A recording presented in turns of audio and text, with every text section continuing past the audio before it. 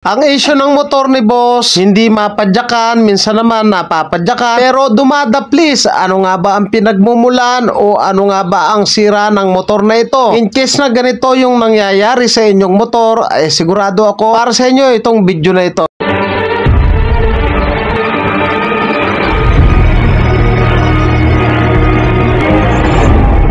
Ang issue ng motor ni boss, umi-slide yung kicker, minsan hindi matadyakan.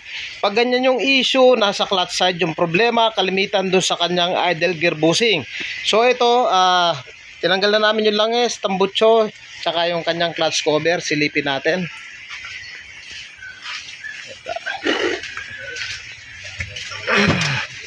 So dito sa kanyang idle gear, so pag hindi natin matadyakan kalimitan yung bushing na sisira, tumatagilid dito sa kanyang clutch housing, dito tumatama yan, dito, ayan.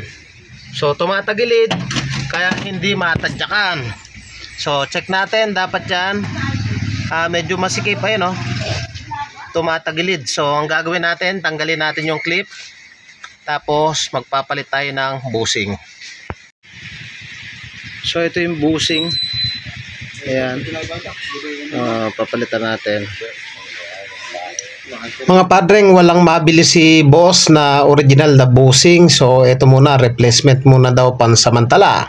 At hindi ko na ipapakita yung pagkabit dyan para mabilis yung ating tutorial, dahil may mga content naman tayo niya kung paano magpalit nyan, at basic na basic lang naman yan.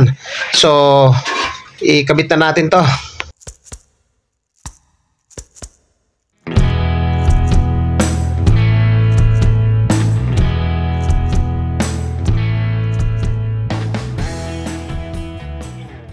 So yung mga padreng, napalitan na natin ng idle bushing. So hindi ko na ipinakita dahil may mga content naman tayo. So ang issue nito, hindi matadyakan. So lumuwag na, sige start. Ayan, okay na. So yun lang mga padreng.